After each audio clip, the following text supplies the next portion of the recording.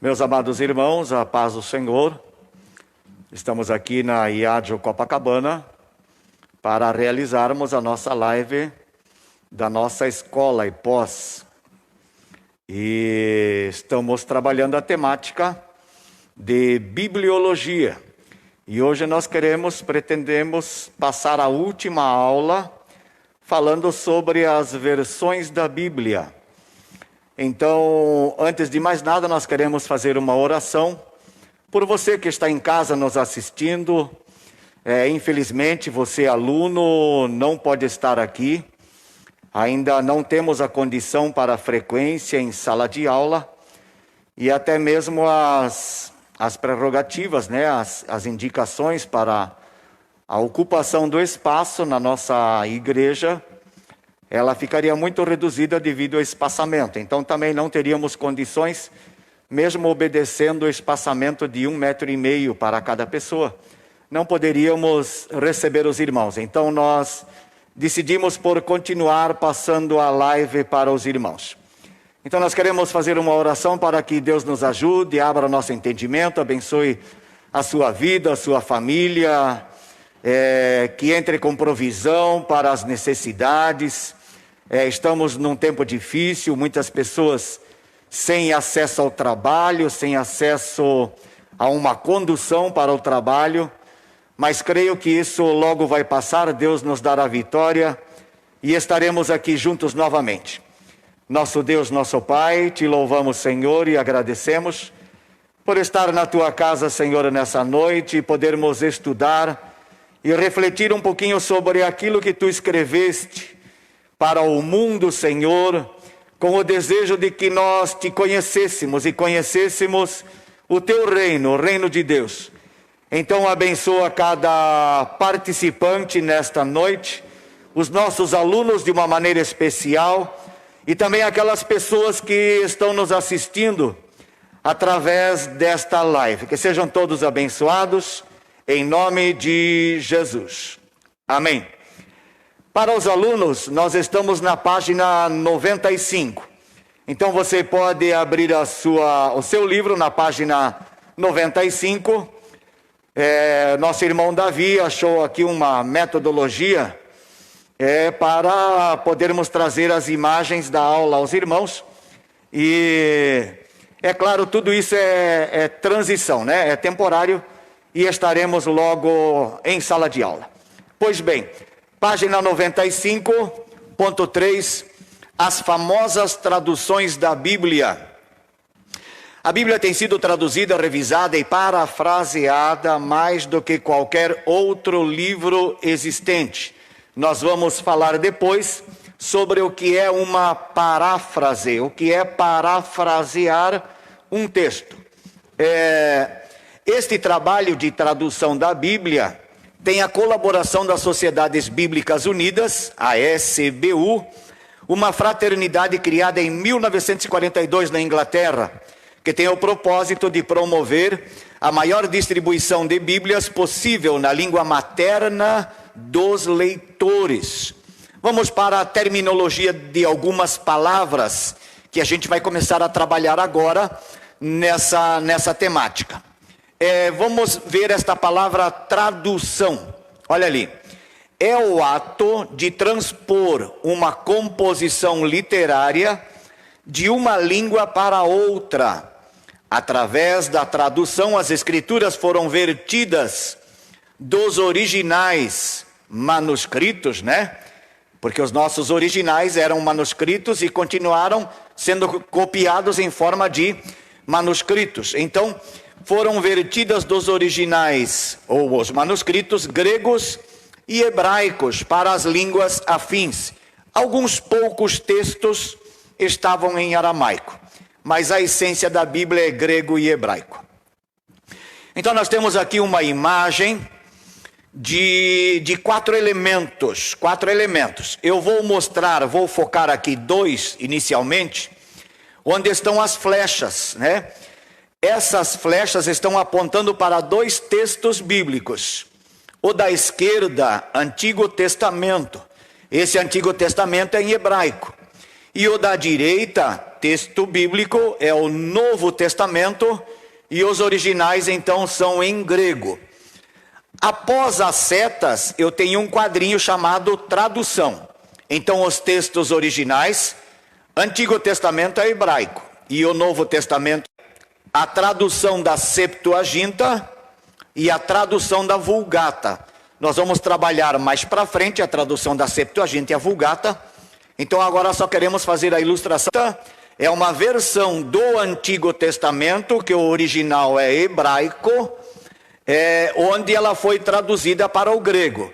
Depois nós comentaremos, quando falarmos sobre a Septuaginta, por que ela foi traduzida, o Antigo Testamento hebraico para o grego. Depois nós temos uma outra tradução, conhecida como a Vulgata. A Vulgata, ela tem o Antigo e o Novo Testamento. Ela é em latim, a língua do Império Romano da época. A Vulgata, olha ali, acompanhando as flechinhas. A Vulgata, o Antigo Testamento foi traduzido do hebraico e o Novo Testamento do grego. Então, a princípio, quando se fez a Vulgata, não se usou a Septuaginta. Traduzir, fazer uma tradução de um texto que já partiu de outra tradução, não. A Vulgata partiu dos textos originais. A gente vai trabalhar esses conceitos mais para frente. Vamos ainda, terminologia. A tradução pode ser, isso aqui agora é importantíssimo, meus irmãos. A tradução pode ser literal. No seu livro, página 95 para 96, no item A diz, tradução literal modificada. A palavra modificada vocês desconsiderem, ela vai gerar confusão para nós. Pode até arriscar ela ali. Considere somente tradução literal. E você pode escrever do lado, ou equivalência formal. Nós vamos ver depois o que é a equivalência formal. Olha ali. Procura expressar o máximo de exatidão o sentido das palavras originais do texto que está sendo traduzido. É uma transcrição textual, palavra por palavra. Então, toma seu texto original para a tradução, traduz-se palavra por palavra, não é lido a frase para escrever ou interpretar a frase. Você analisa uma palavra, qual é aquela palavra original em hebraico, ela corresponde a que palavra na nossa língua portuguesa. Então a tradução é palavra por palavra e depois faz a montagem, para ter o entendimento, para se entender a oração da frase. Depois nós temos a tradução idiomática, também é conhecida como a tradução parafraseada.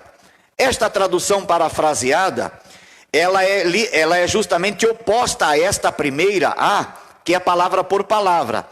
Na parafraseada, a pessoa lê uma frase e escreve com as suas palavras o que ela entendeu, tentando trazer para a língua destino o entendimento segundo a cultura daquele povo.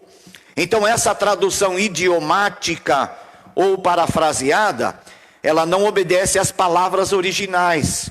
Então você não pode usar numa versão de tradução idiomática, uma tradução parafraseada, e querer examinar a etimologia das palavras, porque aquelas palavras não são as palavras que estão no texto original. Então ali, é uma tradução popular que procura a forma mais natural de expressão do idioma na qual será traduzida. Procura expressar a mensagem em linguagem corrente, em vez da forma das línguas originais, como na tradução literal. E agora nós vamos para a tradução dinâmica. A tradução dinâmica ela vai ficar meio termo entre a equivalência formal e a tradução idiomática ou parafraseada. Como é a equivalência dinâmica ou tradução dinâmica? Dentro deste princípio, todo esforço é feito para que, de um lado, a tradução seja completamente fiel ao sentido do texto original, e de outro seja claramente compreendida pelo público atual.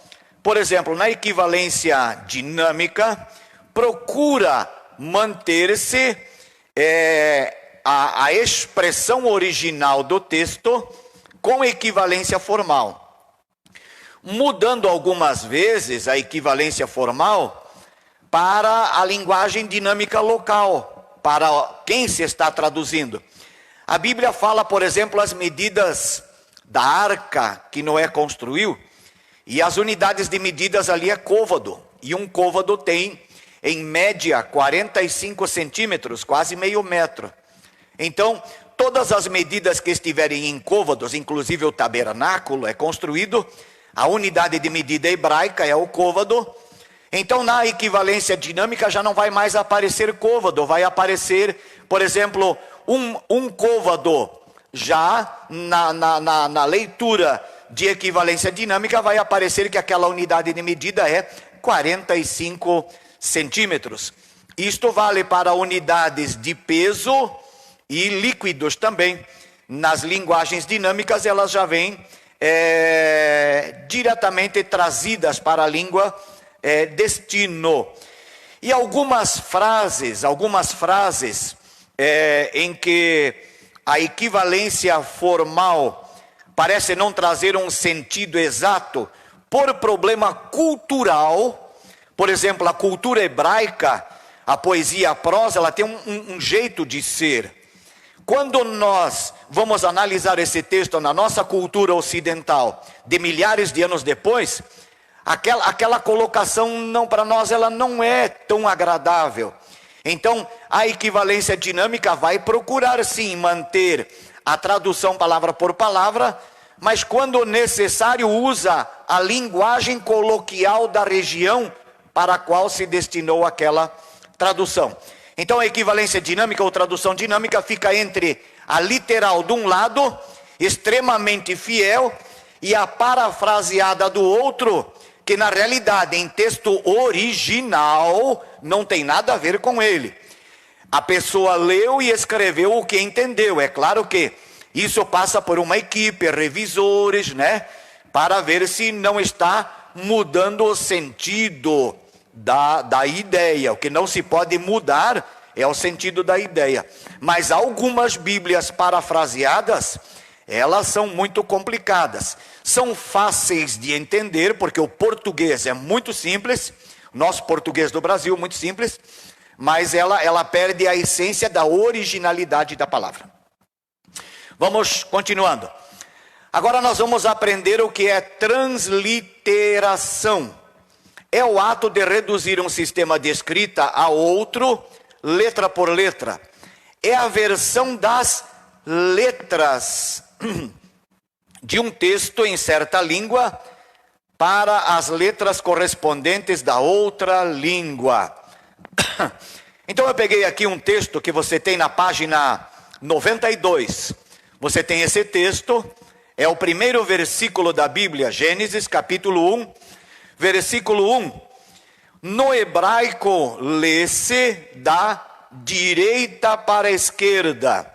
Então, lendo pela direita, a linha de cima, vocês vão perceber que as letras são quadráticas. É o alfabeto hebraico, as letras são consonantais e quadradas. Em volta dela estão pontos. Esses pontos vão dar a ideia da consoante que é seguida por uma vogal. Então, a primeira palavra, lendo da direita para a esquerda na primeira linha, estaria escrito em hebraico, Bereshit, onde na linha do meio, então a linha de cima é o texto original, a linha do meio é a transliteração. Voltando para a primeira palavra, Bereshit, à direita, se eu pegar a primeira letra em hebraico, a letra Beit, ela tem um ponto no meio dela, olhando à direita, a primeira letra do lado direito. Ela tem um ponto no meio. Essa letra Beit, ela pode ter som de B ou som de V. Eu sei que é som de B porque tem um ponto lá no meio. Então, eu sei que esta primeira letra é a letra B, e você pode ver a palavra que está no meio, a frase, né, que vai montar no meio, começa ali, ó, Bereshit, está a letra B. Debaixo da letra B tem 2 pontos na vertical, vai dar o som da letra E. Então a letra B é seguido da vogal E, B. E assim então a continuação, a primeira palavra formada é Bereshit. Na última linha eu tenho a tradução, e Bereshit então seria no princípio. Bereshit, Bará. Bará, escrito na nossa língua, como você está vendo na imagem, transliteração, é como a gente pronuncia o que está escrito em hebraico acima. E abaixo, Bará, então a tradução que é criou. Então, Bereshit bara Elohim et Hashamaim ve'et Aretz. No princípio criou Deus os céus e a terra. Então você tem ali texto original, transliteração e tradução. Agora vamos para a palavra versão. Versão é uma tradução da língua original materna para outra língua. Lembram da imagem anterior que nós tínhamos, o texto hebraico, que era um texto original? E a primeira tradução que dizia ali era a Septuaginta. A Septuaginta é uma versão da língua materna, que era a hebraica, que estava à esquerda. Mas a gente, nesse caso, quando o texto é original, eu vou fazer uma tradução, eu não chamo esta tradução de versão, ela é originalmente uma tradução. Agora um exemplo ali, ó, eu coloquei, isso não está no livro, eu coloquei. A pessoa tem a Bíblia King James em inglês, a original em inglês. Esta Bíblia King James em inglês, ela foi traduzida Antigo Testamento hebraico para o inglês e foi traduzido o Novo Testamento grego para o inglês. Agora, se eu pegar a Bíblia King James, que está em inglês, e traduzir para o português, aí eu já não uso mais a palavra tradução. É uma tradução? É. Só que nessa linguagem, quando se trabalha com esses textos, como a King James não é mais uma original, porque ela vem do hebraico e grego, então nesse caso a King James, ela é uma tradução, mas a versão que vai chegar a nós no Brasil, que é traduzido do inglês para o português de Brasil, aí já não é tradução, a gente chama de versão. Então a versão, ela é também, tradução vem da língua original para a língua destino. A versão também vem de uma língua materna para uma língua destino. Só que no caso da versão, o texto usado para a tradução não é mais o primeiro, já é um segundo, um terceiro, um quarto, uma língua que já foi feita uma tradução anterior. Seria isso daí. E então nós vamos para a palavrinha revisão ou versão, revista. É o ato ou efeito de rever através de um novo exame de texto, com vistas a corrigir erros e introduzir emendas ou substituições. Então, por exemplo, no Brasil, o nosso português passou por correções ortográficas. E o nosso português hoje é bem diferente do que o de 100 anos atrás, de 50 anos atrás. Então, as Bíblias que são editadas, à medida que a língua onde ela está impressa, ela evolui, existe uma necessidade de também pegar as nossas Bíblias e passá-las para a nova ortografia. E quando isso é feito, é acompanhado também já de um novo conceito, de palavras que podem ser alteradas. Exemplo de uma Bíblia que já passou por revisão, a chamada Bíblia Arque, Almeida Revista Corrigida, da Sociedade Bíblica do Brasil. Depois nós temos a Almeida Edição Revista e Corrigida, chamada Erque, da Imprensa Bíblica Brasileira. Então são Bíblias que, à medida que vão passando por revisões, vão mudando estas palavrinhas, né, da edição. ou quando se mantém esse título Almeida Revista Corrigida ou Almeida Edição Revista Corrigida, pode ter lá dentro, quando você abre a página, as primeiras páginas de informação, elas vão dizer aquela Bíblia Almeida Revista Corrigida, a Arque, de que ano foi aquela edição, quando foi que ela passou por uma última revisão. E aí nós temos ainda recensões. O que são as recensões? É o ato de comparar o texto com edições anteriores ou com os manuscritos.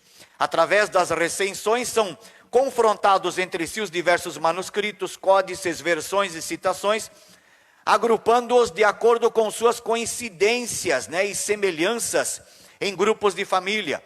Por exemplo, a partir de 1881, as sociedades bíblicas pelo mundo, principalmente a nossa aqui no Brasil, a Sociedade Bíblica do Brasil, ela vem trabalhando muito o texto crítico. E o texto crítico é baseado em manuscritos que foram encontrados mais recentemente.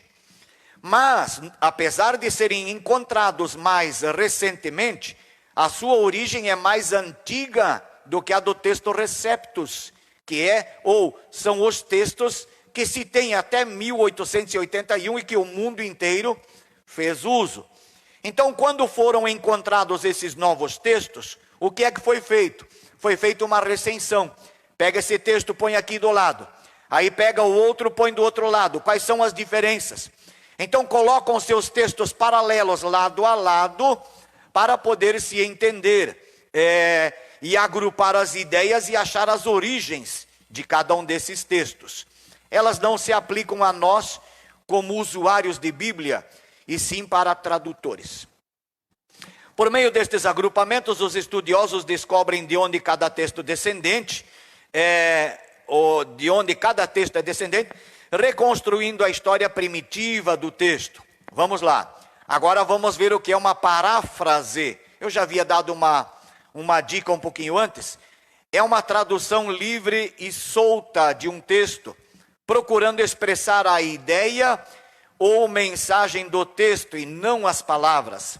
Isso é um exercício que se faz muito em sala de aula, onde um aluno é convidado a ler um texto e com as suas palavras escrever o que entendeu.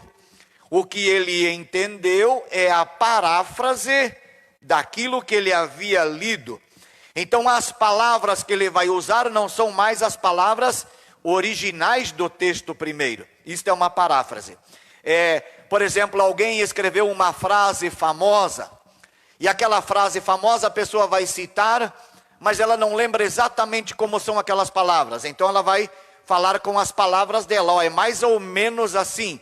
Então ele está fazendo uma paráfrase. Esta é a ideia.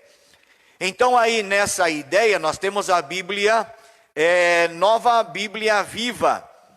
A Bíblia Nova Bíblia Viva, que você tem uma das capas dela, que está aí na imagem, ela é uma Bíblia parafraseada. Então, se você tem essa Bíblia não é boa para fazer estudos de palavras, etimologias, lugares, cronologias, porque não são mais as palavras originais que estão ali, são as palavras de quem leu e escreveu com as suas palavras. Outra Bíblia parafraseada é a Mensagem.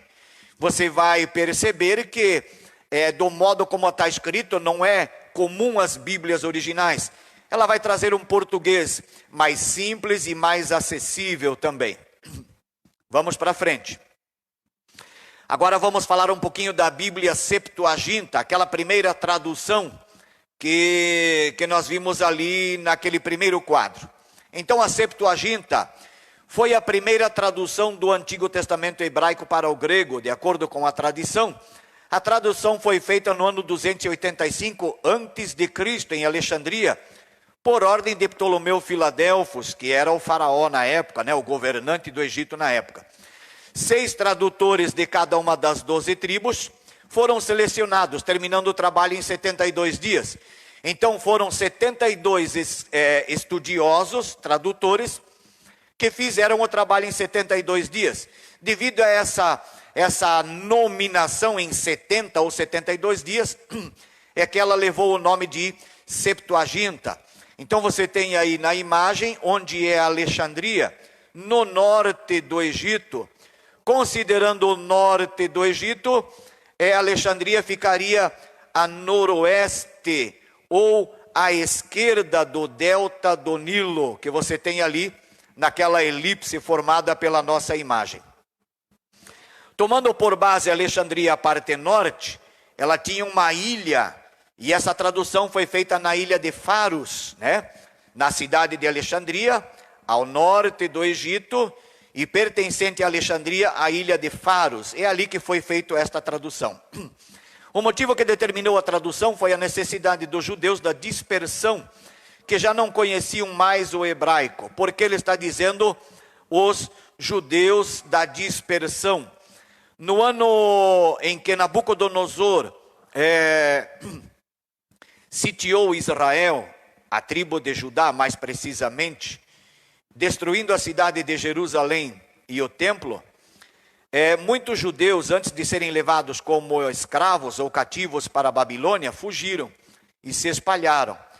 Muitos destes fugiram para o Egito, acabando morar no Egito, assumindo ou vivendo com a cultura egípcia, falando a língua do Egito, e então corre-se o risco de naturalmente perder a fala original. Então, como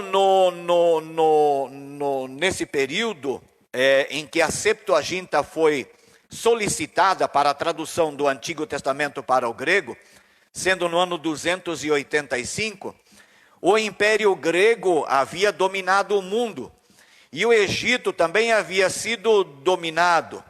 O Egito foi dominado pelos Ptolomeus. Então os Ptolomeus geraram uma dinastia de governantes gregos no Egito. Então o Egito passou a ter uma língua grega, como a língua grega que era falada também nesse mesmo período, porque os sírios tiveram o seu governo por um dos 4 governantes de Alexandria o Grande, que foi Seleuco, de onde vem a dinastia dos Seleucidas. Eles também impuseram o grego para a Palestina, assim como Ptolomeu, um governante dos 4 generais de Alexandre, passou a dominar o Egito, que foi a divisão das terras do Império Grego, depois da morte de Alexandre o Grande. Nós temos aqui uma nota. Essa nossa aula, essa nossa live de hoje, que está no Facebook da nossa congregação, ela estará à disposição amanhã a partir das 13 horas no YouTube. Gostaríamos que você acessasse o YouTube e procurasse pelo nosso canal, o canal da IADIO Copacabana, e lá então você vai ter todos os vídeos que foram colocados aqui, da EPOS, dos cultos, da escola dominical. Você acessa ali, inscreva-se no canal e dê ali a sua sugestão e faça o seu comentário. É isso, Davi? Amém? Nós precisamos aí da ajuda dos irmãos para que o nosso canal no YouTube aí fique firme, tá bom? Importância: foi a primeira tradução grega do Antigo Testamento e talvez usada por Cristo, os apóstolos e os escritores do Novo Testamento. Essa fala é usual para algumas pessoas e para outras não. Devemos considerar aqui algumas coisas. Por exemplo, muitos escritores não acreditam que no templo em Jerusalém, dispondo da Torá hebraica, alguém fosse usar o Antigo Testamento em grego.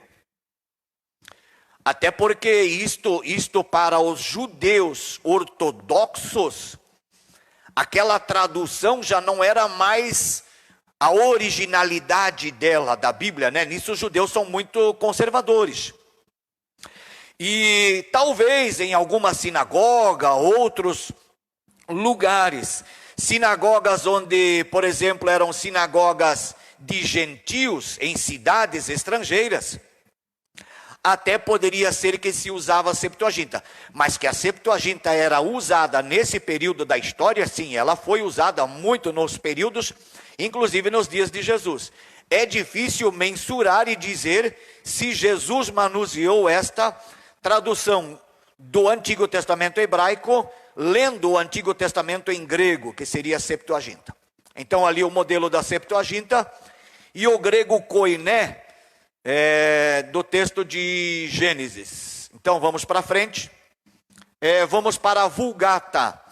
No fim do século IV era tão grande o número de variações do texto das Bíblias latinas. Então Bíblia latina, em latim, logicamente, eram os manuscritos que se usava principalmente em Roma, né, na Itália. Então eram os manuscritos traduzidos do hebraico para o latim, como nós vimos naquela imagem anterior. Então, aquela imagem da Bíblia latina, né, a Vulgata, ela foi traduzida então do hebraico, Antigo Testamento, para o latim. E foi usado o Novo Testamento grego como língua mãe para a tradução do Novo Testamento em latim. Então, a partir do século IV, passou a ser a língua oficial de Bíblia. Os manuscritos oficiais de Roma passaram a ser estes da Vulgata. Por que é que surge a Vulgata? A igreja crescia de tal maneira por todo o mundo da época, que era necessário fazer a multiplicação de manuscritos. Então, quando se fazia a multiplicação dos manuscritos, incorria-se no erro de fazer cópias não com tanta exatidão. Então as cópias que eram feitas, né, por escribas, com muita ou pouca experiência, não vem ao caso, à medida que vai se fazendo cópias de cópias de cópias de cópias, lá na frente já estamos sujeitos a erros muito grandes. Como haviam manuscritos muito diferentes uns dos outros, então Roma, na época, através dos primeiros bispos, solicitou uma tradução oficial daqueles manuscritos. Então foi necessário usar aquela palavra ali que nós usamos, que foi a recensão. Recensão, pegar os vários manuscritos, colocar um do lado do outro, ver qual é o mais antigo, chegar mais próximo do original, dispensar os outros, para então fazer a tradução baseado num manuscrito mais fiel. Então, essa é a tradução da Vulgata, do hebraico em grego e do Novo Testamento, do Antigo Testamento em hebraico e do Novo Testamento em grego para o latim. O latim hoje é uma língua morta, né? Ela é conhecida somente pelo sacerdócio, o clero romano. Os inconvenientes que daí decorreram levaram Damaso, o bispo de Roma, entre 366 e 384, a mandar fazer uma revisão e correção. A Vulgata é uma tradução de toda a Bíblia, feita por Sofrônio, Eusébio, Jerônimo, conhecida então como a Bíblia de Jerônimo. Essa tradução foi feita em Belém, na Palestina, e concluída em 405 depois de Cristo, passando a ser, na época em diante, a Bíblia matriz para uso no Império Romano, pelos bispos, né? Pelo clero da Igreja Católica. A tradução foi feita do hebraico para o latim, a língua oficial do Império Romano. Ela é a versão oficial da Igreja Romana desde o Concílio de Trento, em 1546. Então a capinha da Bíblia Vulgata e um texto ali para você ter uma ideia como era o texto em latim. Então aqui eu tenho o Evangelho de João, onde está o primeiro versículo lendo esta imagem que está ali, né? In princípio erat verbum, et verbum erat apud Deum, Et Deum erat verbum. Aí ali agora já fica mais difícil ler. Hoc erat in principio apud Deum. Bom, isto então em latim, você poderia continuar lendo ali, mas ela depois, durante um bom período, até interessante falar, as missas católicas eram lidas, faladas em latim, mas o povo também já havia deixado de falar a língua. Tanto é que na descoberta do Brasil, quando as primeiras missas, e tudo é feito no Brasil, até pelo menos 100 anos atrás, até na nossa região sul, as missas eram rezadas em latim, né? E o povo não falava latim, então ficava difícil para o povo entender ou saber o que o bispo ou o padre estava falando. Amém? Vamos lá, continuando. Bíblia em português, no ponto 6, página 98 para 99, antecedentes históricos. A primeira pessoa a traduzir o texto bíblico para a língua portuguesa, isso aqui é só informação, foi o rei Dom Dinis de Portugal. Dom Dinis, tomando como base a Vulgata Latina, conseguiu traduzir os 20 primeiros capítulos do livro de Gênesis. Então foi uma tentativa, né? Foram somente ali alguns capítulos. Mais tarde, Dom João vai também fazer uma tentativa. E outros personagens vão fazer outras traduções. Você tem isso aí melhor no seu livro. E alguma coisa aqui eu estou economizando devido ao tempo. A primeira tradução completa da Bíblia para o português foi feita por um evangélico, o pastor João Ferreira de Almeida. Considerando que Almeida era português de Portugal, este português que Almeida fez a tradução, esse português é o português de Portugal, não é o nosso português aqui do Brasil. Então essas Bíblias mais tarde também sofreram passaram por um processo de tradução, chegando às versões em português de Brasil para nós aqui. Então essa primeira pessoa a traduzir, né, Antigo Testamento hebraico e Novo Testamento grego para a língua portuguesa, foi o nosso pastor João Ferreira de Almeida. Vamos falar um pouquinho de Almeida. Quem era Almeida? João Ferreira de Almeida nasceu nas proximidades de Lisboa, no ano 1628. Aos 12 anos mudou-se para Batávia, a atual Jakarta, na ilha de Java, região da Indonésia. A Indonésia é um grupo de ilhas que fica ao norte da Austrália e ao sul do continente indiano. Então aquele grupo de ilhas está ali a Indonésia, né? E a ilha de Java faz parte. E uma daquelas regiões era Batávia, hoje se chama Jakarta. A bordo de um navio em viagem para Malacca, na Malásia, um pouquinho ao norte da ilha de Java. Então ele estava em Java, toma um navio, vai para Malacca, recebeu um folheto comparativo do que a Bíblia diz com o que a igreja romana ensinava. Aos 14 anos teve uma conversão profunda e se uniu à igreja reformada da Holanda. No ano seguinte começou a pregar o evangelho no Ceilão, hoje Sri Lanka. Então também região ao sul da Índia, né? Por ali nós temos o Sri Lanka. Então aqui um mapinha, deixa eu voltar um pouquinho. Você vê ali o grupo de ilhas, Indonésia ao norte do continente australiano. E bem acima então estaria ali a parte sul da Índia, que não aparece nesse nosso mapa. Vamos para frente. Aos 15 anos, olha só, aos 15 anos de idade, Almeida começou a traduzir o Novo Testamento, usando a língua latina. Então ele usou manuscritos em latim, ou a Vulgata, não sabemos dizer aqui. Usou o francês, o espanhol e o italiano. Então, para vocês terem uma ideia deste menino, com 15 anos ele começa a tradução para a língua portuguesa de Portugal, o Novo Testamento, usando 4 tipos de manuscritos ou textos, um em latim, um em francês, espanhol, outro em italiano. Então, para se ter uma ideia do conhecimento de línguas, né, que esse menino já tinha aos 15 anos de idade.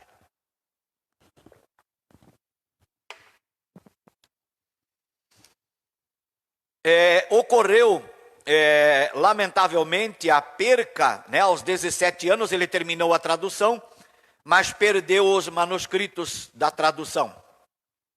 Foi consagrado a pastor em 1656, aos 26 anos de idade.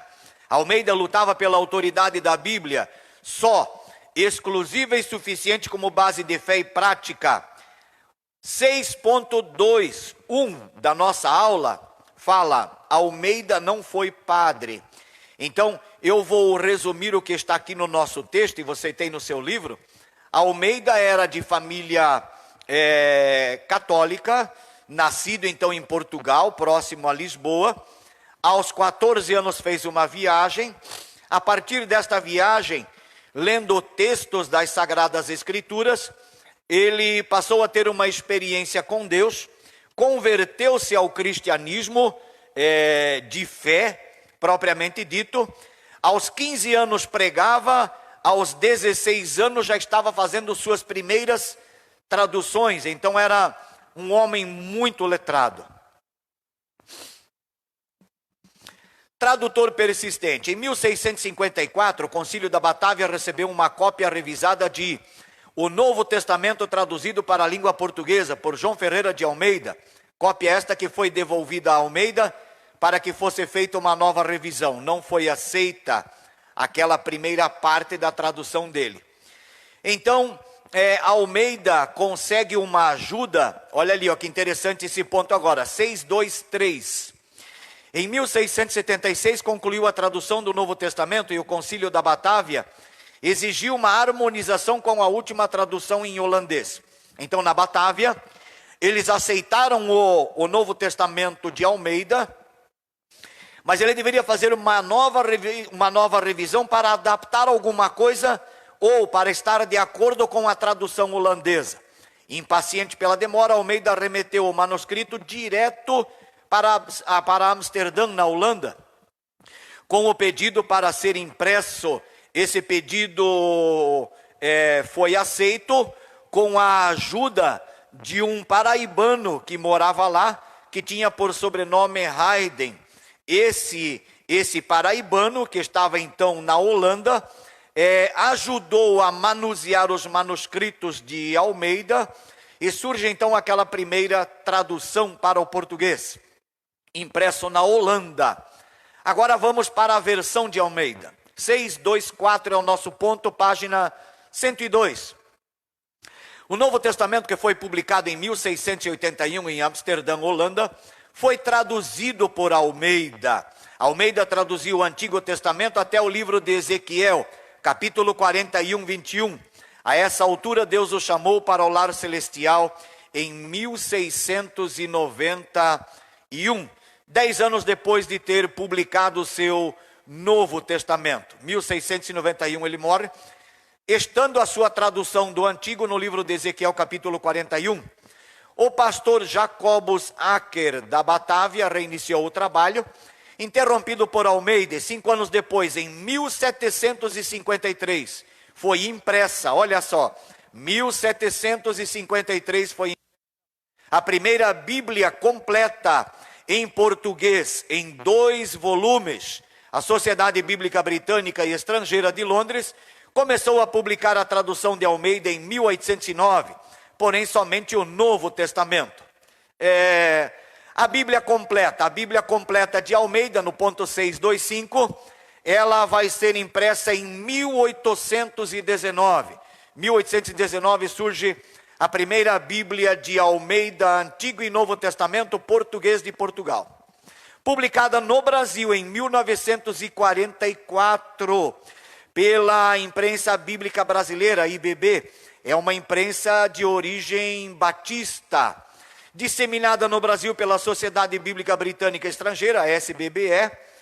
Aí vem no 6.26 para nós, a versão Almeida Revista Corrigida, a chamada Arque, que é publicada no Brasil em 1948. Então, se você tem uma Bíblia chamada Arque, ela é a Almeida Revista Corrigida. Até 1948, esta Bíblia permanece fiel à linguagem de Almeida, considerando o texto Receptus. Nós vamos falar sobre isso depois. Publicada depois no Brasil em 1951, a edição revista e corrigida, ERC, da imprensa bíblica brasileira. Texto bíblico é o Receptus, ou o texto recebido. Se você já está curioso para saber o que é o texto recebido ou texto crítico, você pode dar uma olhada na página 108 e 109 do seu livro. Ali tem uma dica do que é o texto Receptus ou o texto recebido, que a gente vai comentar quando chegar lá também. 627, aí passamos a ter a versão ARA, Almeida Revista e Atualizada. Novo Testamento publicado em 1951, Antigo Testamento em 1958. Tudo isso pela Sociedade Bíblica do Brasil, passando a fazer num volume só. Para a Bíblia ARA, o texto bíblico, o manuscrito usado para a tradução é o texto crítico. Então olha ali, ó. Almeida, Revista e Corrigida, a ARC, ela usa o texto da Almeida, baseado nos manuscritos Receptus. E o texto da ARA é baseado no texto crítico. Uma paradinha aqui.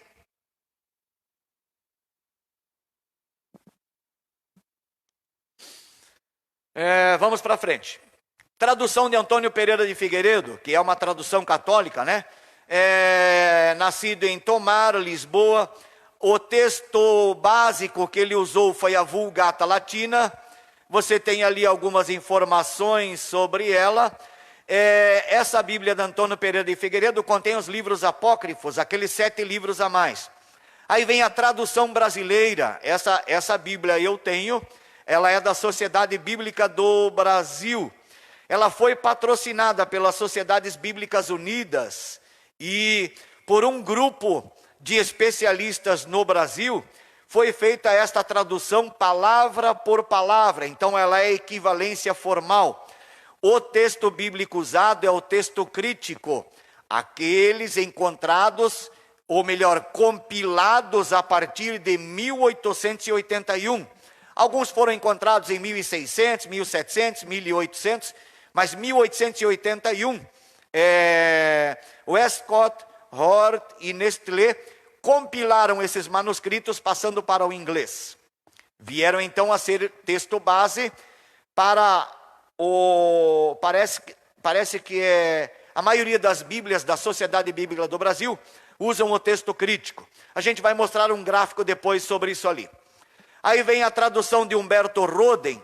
Como curiosidade para nós, Humberto Roden, ele é nascido em Tubarão, Santa Catarina, formado em ciências, filosofia, teologia, publicou mais de 60 obras sobre ciência, filosofia e religião, traduziu o Novo Testamento do grego para o português em 1930, publicado em 35 pela Cruzada de Boa Esperança, Organização Católica. A base textual também é o texto crítico. Aí vem a tradução de Matos Soares, que era um padre. A língua mãe que ele usou é a Vulgata Latina. Então a tradução de Matos Soares já não vem mais dos originais em hebraicos e grego, já é uma tradução baseada numa tradução. Então a gente chama isso de versão. Mas é uma das Bíblias preferidas pelo grupo católico da popularidade de hoje. Aí vem a tradução das Bíblias para o português. Páginas 105 e 108. Quero convidar você agora a olhar rapidinho, página 105 até a 108. Você vai ter ali um resumo das primeiras traduções. Então vai falar ali da tradução do rei Diniz, o rei de Portugal. Vai falar da tradução de Dom João. Até chegar, você vai manuseando as folhas, né? Página 106. Aí você vem, os anos vão avançando e surgindo as novas versões. No final da aula de hoje eu vou apresentar um gráfico que eu montei, pegando estas informações e outras de pesquisa que eu fiz, e montei as versões como que numa linha do tempo. Então o tempo vai avançando, quais são as Bíblias que vão surgindo no mercado mundial e brasileiro. Vamos para frente. Página 108, versões bíblicas em português.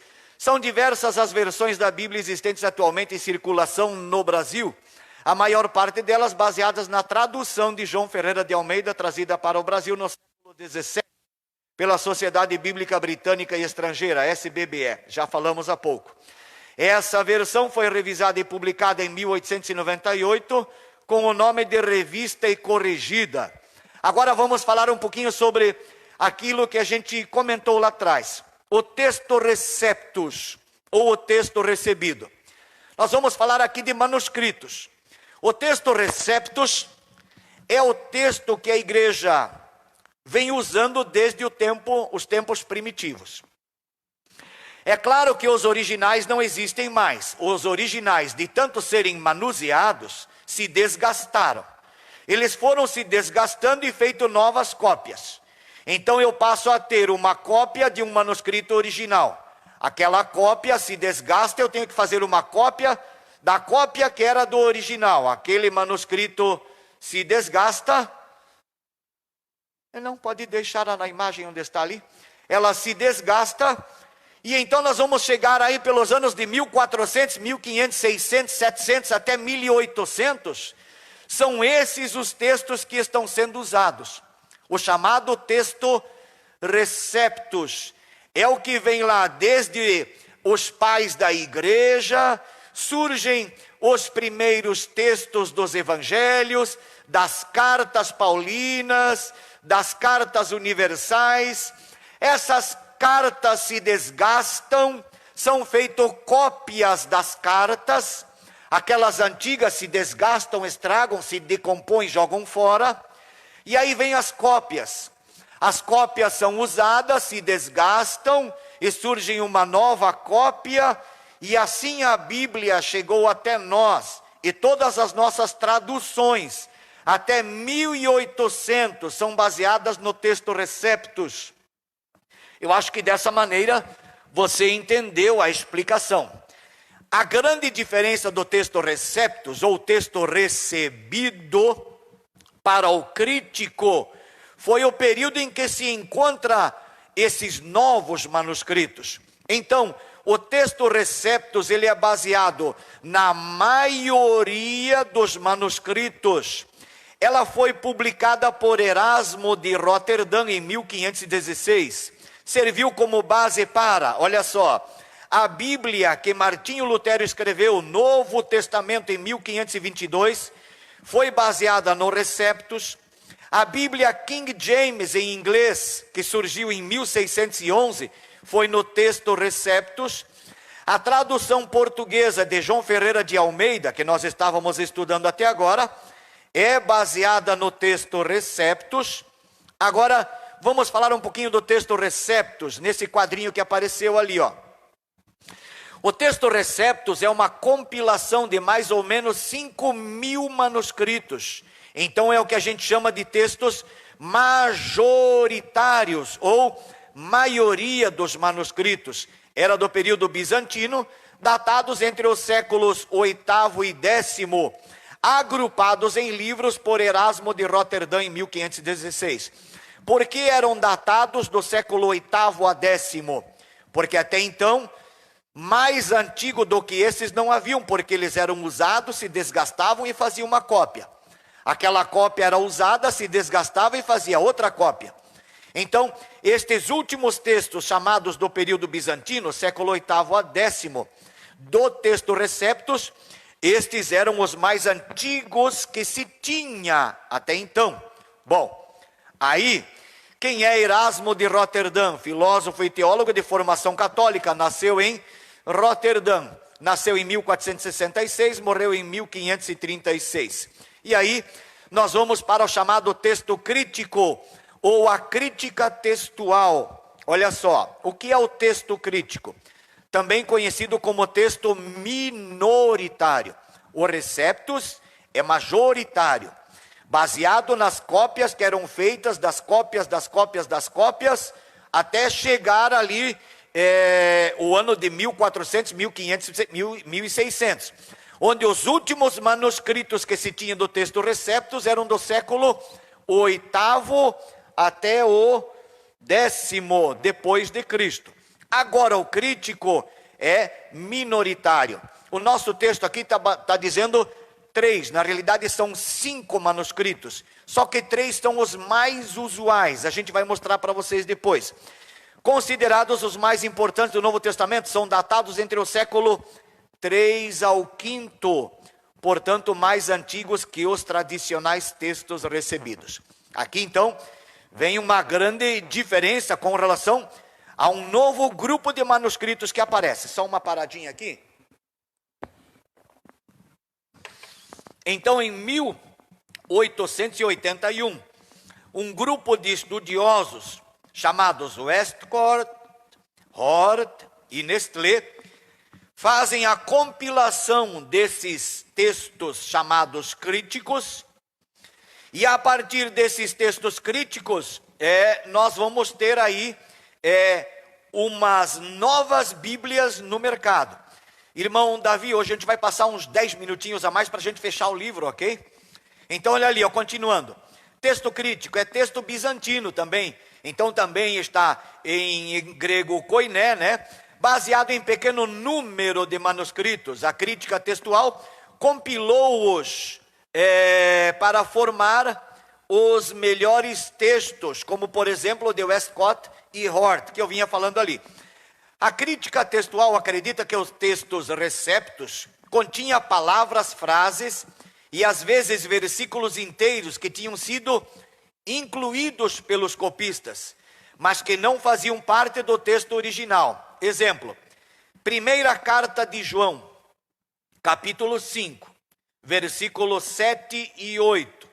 Se você tiver a Bíblia Arque, Almeida Revista Corrigida, que é texto receptus, e você tiver a ARA, Almeida Revista Atualizada, você vai ver que na Almeida Revista Atualizada tem palavras a menos na sua escritura.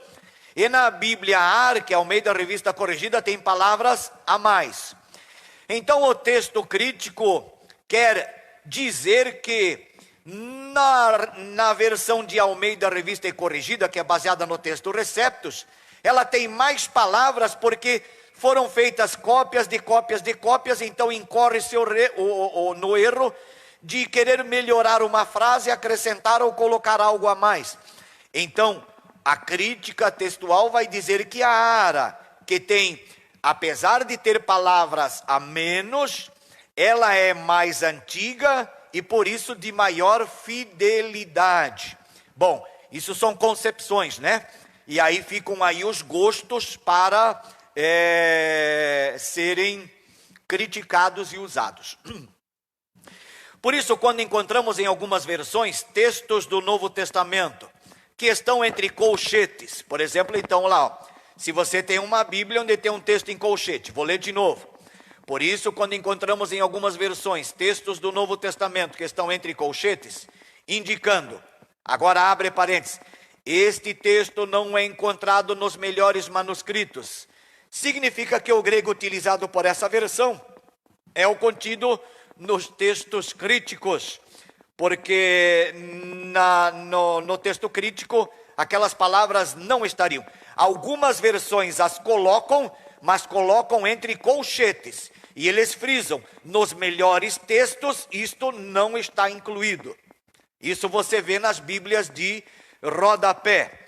Está de visita aqui nosso irmão Moisés, pegando seu material. Bem-vindo, irmão Moisés. Deus te abençoe.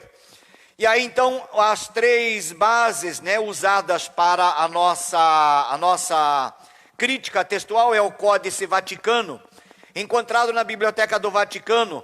Ele é datado de 300 a 325 e organizado em 1669 por Giulio Bartolozzi. E aí surge o Códice Sinaítico em 94. Irmão Vilmar foi a Israel, foi ao Egito, passei pelo Monte Sinai. E no pé do Monte Sinai está o Mosteiro de Santa Catarina. É nesse mosteiro que em 1844 foi encontrado os códices sinaíticos, contendo o Antigo e Novo Testamento. E o último códice dos mais importantes, né? São 5, mais ou menos, mas estamos citando aqui os 3 mais usados. Mais uma paradinha aqui. Então, os 3 mais usados: o Códice Vaticano, o Códice Sinaítico e o Códice Alexandrino. A gente vai mostrar depois num quadro, né? Tipo um organograma, a origem dessas Bíblias, texto receptus e texto crítico. Para os alunos da EPOS, eu postei à tarde no grupo esses 4 quadros que nós vamos apresentar aqui na aula de hoje. Principais versões em português. Então você tem na página 110 e 111, então agora um pouquinho mais para frente, item a edição revista e atualizada no Brasil, a ARA. A edição revista e corrigida é o item B, a ARC.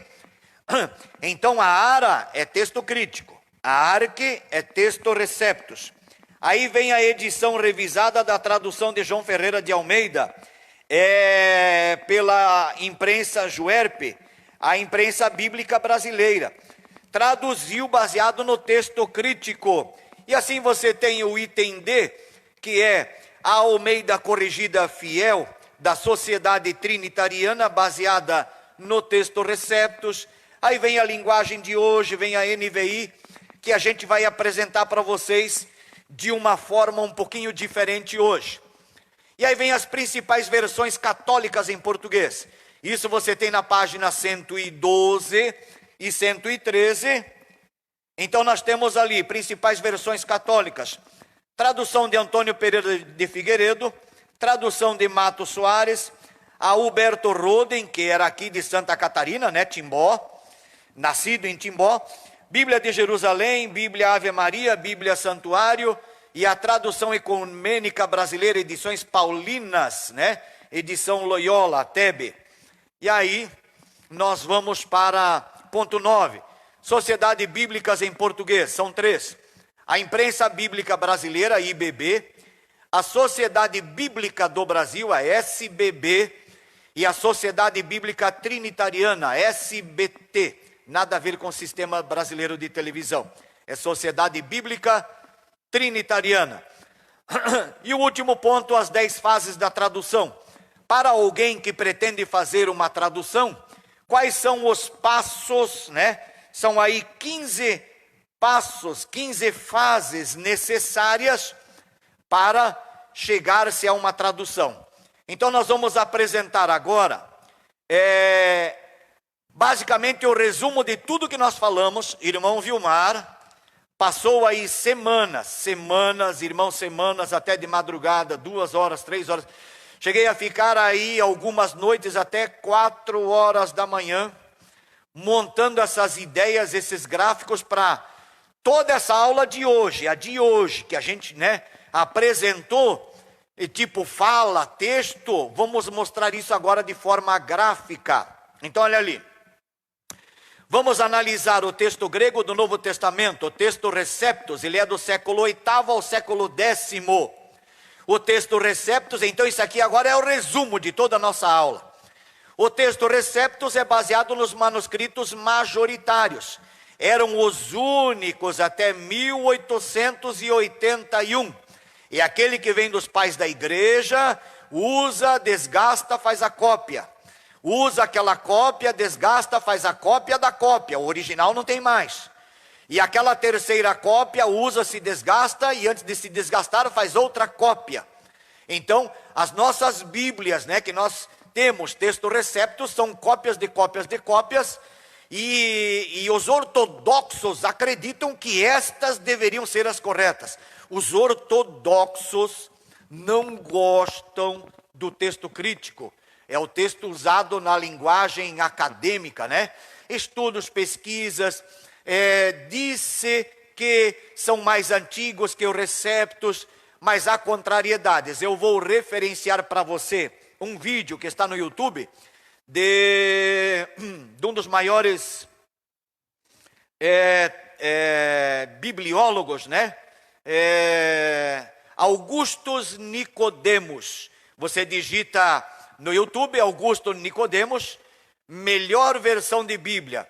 é um vídeo de 10 minutos. Ele vai contar a origem do texto Receptus e Crítico, e por que esse texto crítico que apareceu é usado, quais as condições, ele é confiável, não é? Ele vai trazer ali as argumentações do Receptus e do Crítico. Muito bom. Para os alunos da EPOS, eu já recomendei e coloquei no grupo, vou repassar para os irmãos assistirem. Do texto Receptus, olha ali, a gente já viu aí ao longo da aula de hoje, vai surgir o Novo Testamento de Lutero, 1522, em alemão.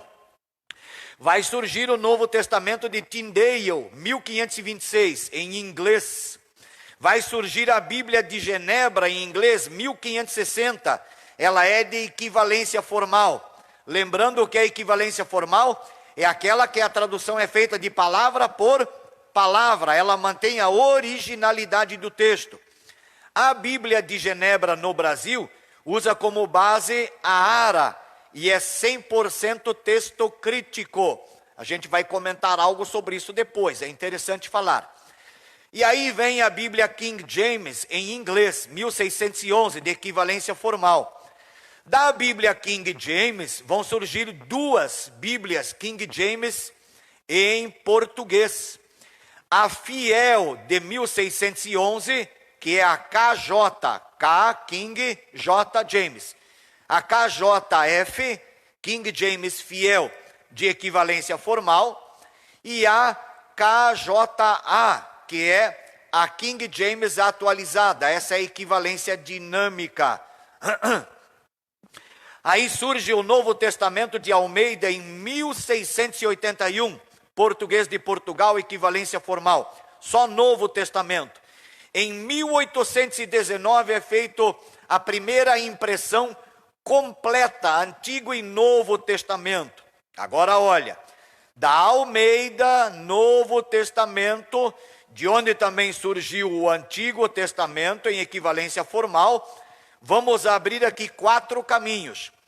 Vai surgir em 1898 a Bíblia Almeida Revista Corrigida, a Arque, em português de Portugal, equivalência formal.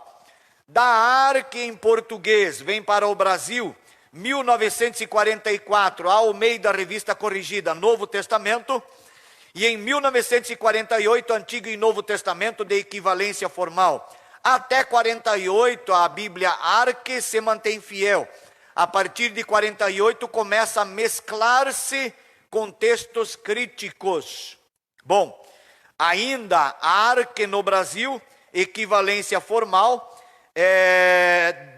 1995, surge a Arque no Brasil da Sociedade Bíblica do Brasil, já com 2% de texto crítico.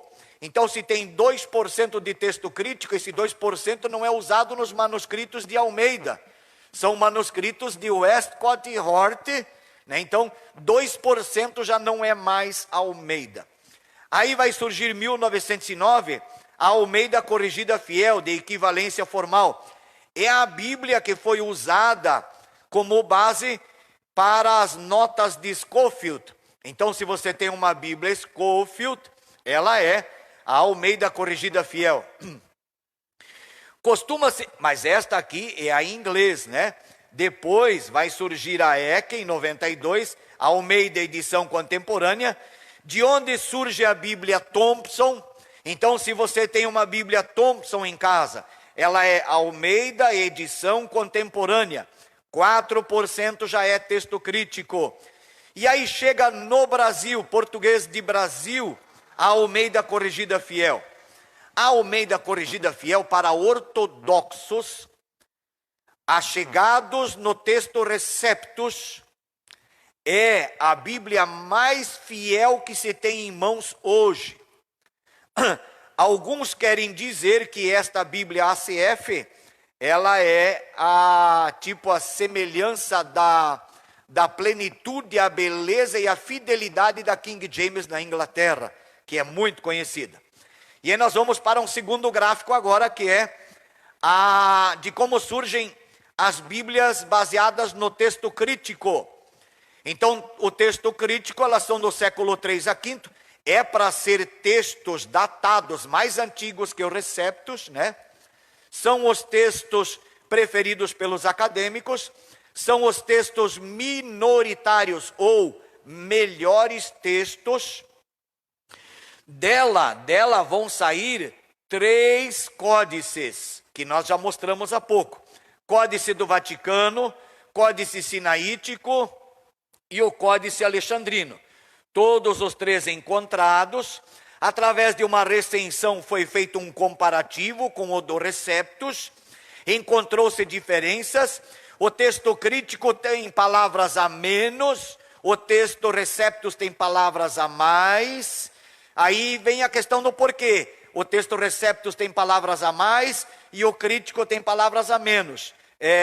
Você vai ficar mais informado vendo esse videozinho de Augusto Nicodemos, que é muito bom. Bom, a partir desses 3 códices, essas 3 pessoas, Westcott, Hort e Nestlé, pegaram esses 3 códices em grego e traduziram-nos para o inglês. A partir destes textos que foram compilados e montados, né, agora em inglês, é que vão surgir as Bíblias baseadas no texto crítico. Agora você vai ficar admirado em ver as Bíblias que nós temos hoje, onde a maioria delas, irmãos, a maioria é baseado no texto crítico. Então vamos lá. A TB, a nossa tradução brasileira, lançada em 1917. Por que em 1917 esta Bíblia não pegou no Brasil? Porque em 1917, o ortodoxismo, baseado nos manuscritos Receptus, era muito grande. Então, uma Bíblia que fosse traduzida do texto crítico não teria a mesma credibilidade. Então, a Sociedade Bíblica no Brasil trabalhou esta Bíblia, mais tarde veio a editá-la, mas não vendeu o que foi o esperado. E então ela ficou no esquecimento. Mas considerada, esta TB, considerada por tradutores internacionais como a Bíblia tirateima. Então, quando alguém falava, aquela Bíblia tem aquela palavra lá, aquela está certa ou não está certa, vamos para a TB. Então, qual era a Bíblia de autoridade, né? A Bíblia tirateima era a TB, mas ela não pegou no Brasil.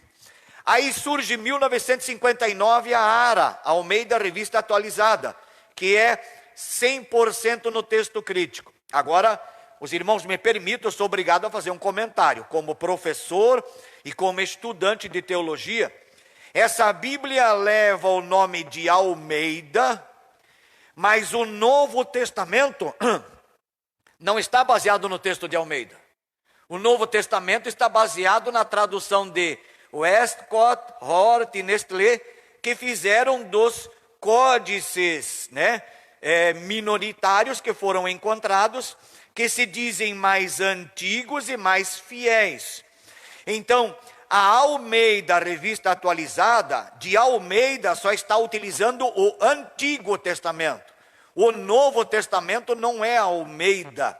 Então, até chamá-la de Almeida, ela não é 100%. Os irmãos, eu acredito que vocês estão entendendo a nossa fala aqui na aula, né? Se o Novo Testamento é 100% crítico, não foi Almeida quem escreveu o texto crítico. Foi uma compilação de Westcott, Hort e Nestlé, baseado nos manuscritos que foram compilados aí em 1881, do qual Almeida não teve participação alguma.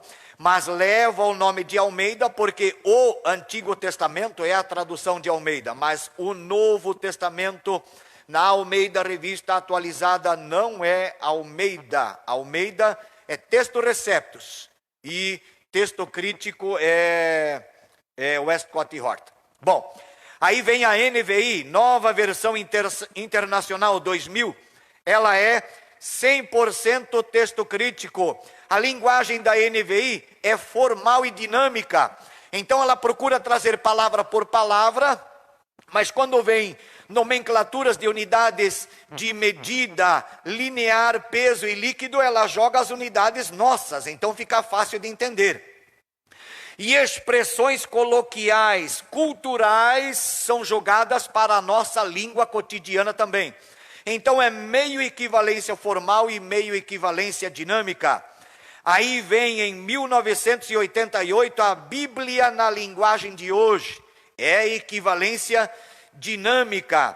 2000 vem a NTLH. Ela é uma versão melhorada da BLH. É a nova tradução na linguagem de hoje. 100% do texto crítico. E aí vem a TNM. A TNM é a tradução do Novo Mundo usada pelos Testemunhas de Jeová. Também é baseado no texto crítico. Ela foi montada em 1967, em português. Aí vem a Bíblia Viva, que já tem 7% do texto crítico. E a outra variante vem lá do texto Receptus.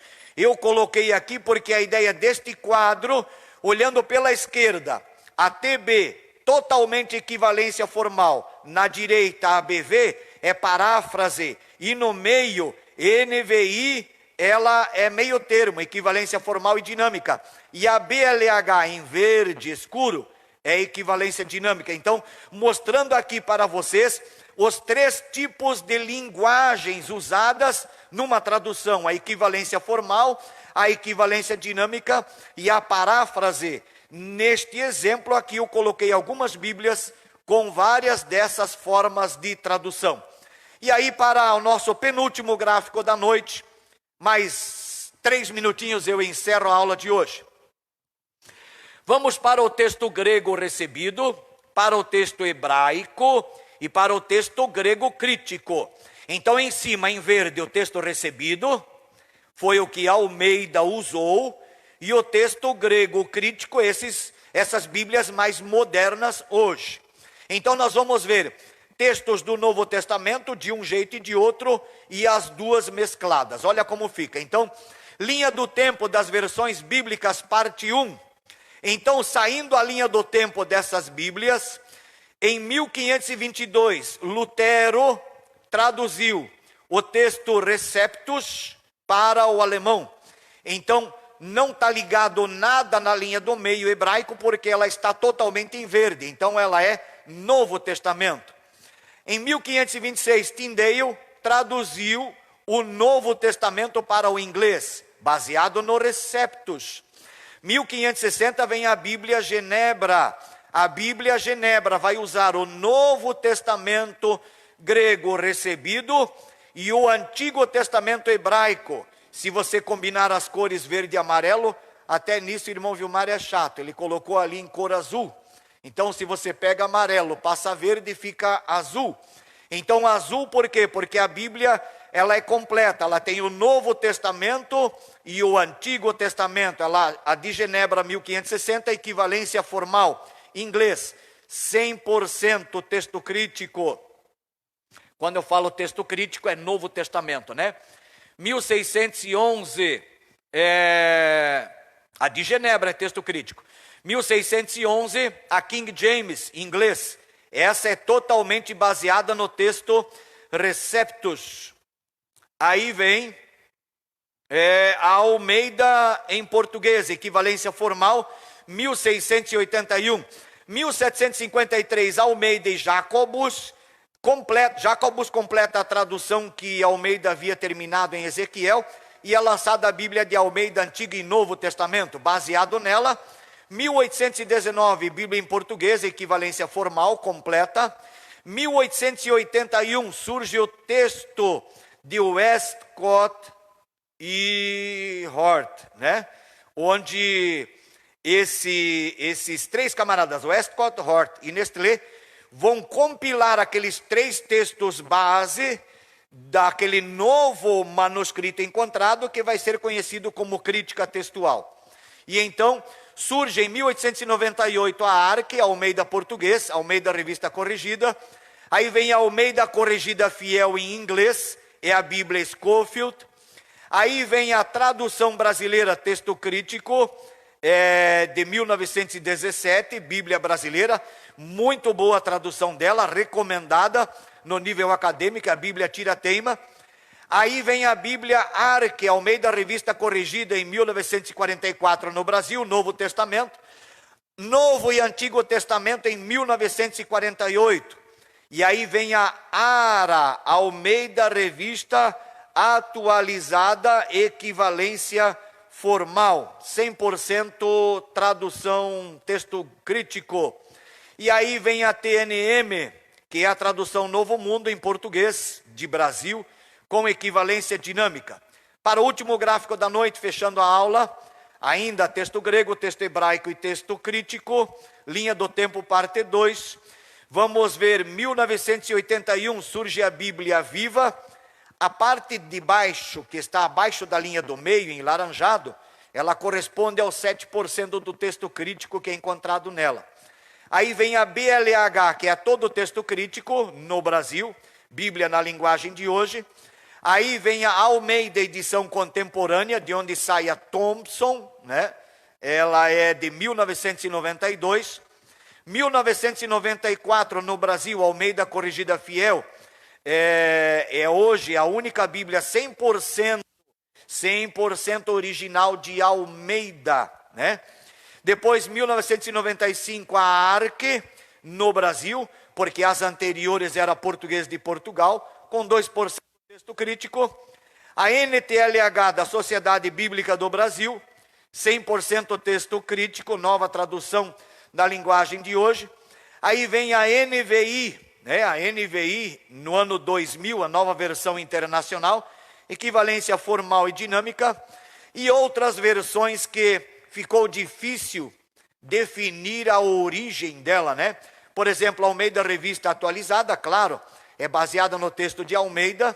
Depois temos Almeida Século XXI, a Bíblia Alfalite, a Bíblia Boa Nova, a Bíblia Deike, a Bíblia Shed, a Bíblia de Jerusalém, a Bíblia Mato Soares e a nova Bíblia Pastoral. Essas Bíblias na lateral foram Bíblias que eu não coloquei no cronograma. Então essa é a nossa aula de hoje. Fechamos aqui a nossa matéria de bibliologia. E estamos aqui então para fazer o encerramento dessa parte da aula de hoje, agradecendo a Deus por esse livro que tivemos a oportunidade de estudar. Quero convidar você a estar na próxima quarta-feira da semana que vem ligado na nossa live. A nossa secretária, irmã Neuzeli, estará ali para receber os irmãos que vierem encomendar seus livros e fazer a busca dos livros que encomendaram hoje. Então, irmãos, semana que vem estaremos estudando o livro de educação cristã. Se você ainda não encomendou o seu livro, não retirou o seu livro, você tem essa semana para procurar a nossa secretaria e efetuar a encomenda desse livro. Ela vai ser uma parte muito dinâmica. Vamos estudar inicialmente a educação primitiva, depois a educação grega, a educação romana, a educação na Idade Média, até chegarmos hoje, com o objetivo de entendermos melhor a nossa escola bíblica dominical. Vai ser o foco da nossa aula no livro de educação cristã. Eu quero orar, neste momento, agradecendo a oportunidade que tivemos nessas 7 aulas. Foi, irmã Neuzeli? 7 aulas que tivemos, né, para o estudo da bibliologia. E agradecer a Deus por esse tempo, então, que tivemos. Quero orar por você que está participando. Se você tem desejo, você está assistindo essa live pela primeira vez, você pode procurar a nossa secretaria e verificar como fazer para fazer a sua inscrição e a sua matrícula no nosso curso da EPOS. Amém? Vamos estar orando. Meu obrigado, Davi, Maíra, no equipamento, no som aqui, na ajuda da transmissão, e a nossa secretária, irmã Neuzeli, o nosso pastor Alain, que é o nosso pastor local na igreja Copacabana, IAD, e é o nosso pastor Anderson Nunes, é o nosso pastor setorial, setor 45. Nosso Deus, nosso Pai, te louvamos, Senhor, e agradecemos pelo privilégio que tivemos de estar na tua casa nessa noite, neste lugar, para darmos continuidade e encerramento ao nosso livro de bibliologia. onde vimos a história da Bíblia, os escritores, os lugares, as temáticas, as figuras de linguagens, até que ela chega em nossas mãos hoje, para entendermos a tua revelação e a maneira como tu se revelaste, Senhor, a cada um de nós. Que a tua graça possa ser com a vida de cada ouvinte, cada participante, cada aluno da nossa escola EPOS. É o que eu te peço e agradeço em nome de Jesus. Amém. Até na próxima semana, nossa próxima live, com a abertura do livro de Educação Cristã. Até lá, a paz do Senhor e fiquem com Deus. Amém.